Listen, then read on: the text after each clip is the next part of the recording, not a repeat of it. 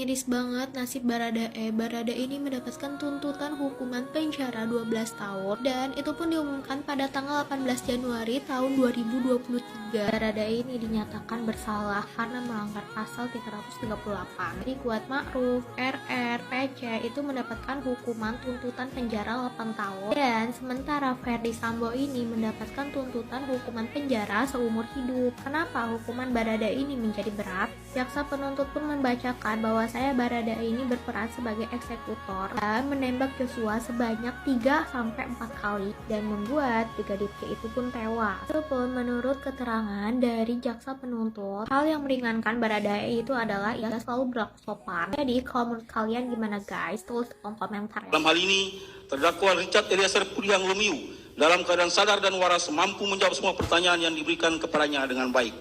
Yang dimaksud dengan unsur ini adalah setiap orang atau manusia, baik laki-laki maupun perempuan, yang mempunyai hak dan kewajiban sebagai subjek hukum, tidak cacat mental atau jiwa, tidak terganggu ingatannya, serta tidak tergolong ke dalam kelompok orang yang dalam bertindak atau berbuat diklasifikasikan sebagai alasan pemaaf atau alasan pembenar yang dapat menghapuskan hak penuntutan sebagaimana dimaksud bab 1, kami ulangi, dimaksud buku 1 bab 3 KUHP.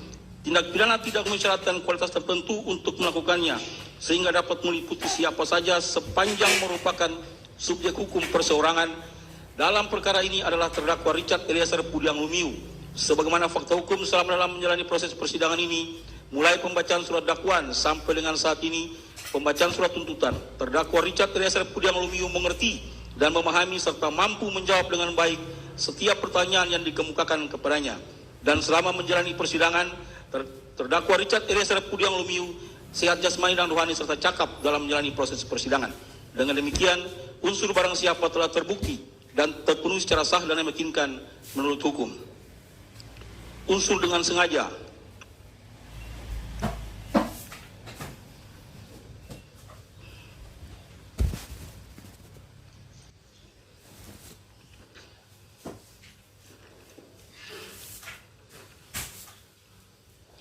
Izin majelis, unsur dengan sengaja, fakta hukum yang membuktikan unsur tersebut tidak kami bacakan, kami anggap dibacakan, kami ke bagian akhir.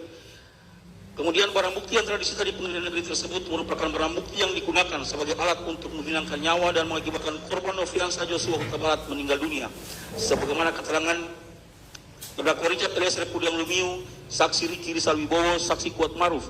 Dengan demikian, perbuatan menghilangkan nyawa korban Nofriansah Joshua Huta Barat dikehendaki oleh saksi Ferdy Sambo agar korban Nofriansah Huta Barat meninggal dunia sebagaimana pendapat Wiryono Projodikoro, tindak-tindak pidana tertentu di Indonesia, Bandung Aditama 2003 halaman 63, yang menggolongkan bahwa bentuk sengaja insaf akan kepastian dengan penjelasan kesengajaan semacam ini ada apabila si pelaku dengan perbuatannya itu bertujuan untuk mencapai akibat yang akan menjadi dasar dari tindak pidana, kecuali ia tahu benar bahwa akibat itu mengikuti perbuatan itu.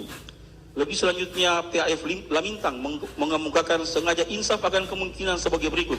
Pelaku yang bersangkutan pada waktu melakukan perbuatan itu untuk menimbulkan suatu akibat yang dilarang oleh undang-undang telah menyadari kemungkinan akan timbul suatu akibat yang dilarang oleh undang-undang telah menyadari kemungkinan akan timbul suatu akibat lain daripada akibat yang memang ia kehendaki. Dengan demikian, berdasarkan keterangan saksi, surat, dan barang bukti yang dikemukakan di persidangan, unsur dengan sengaja telah terbukti.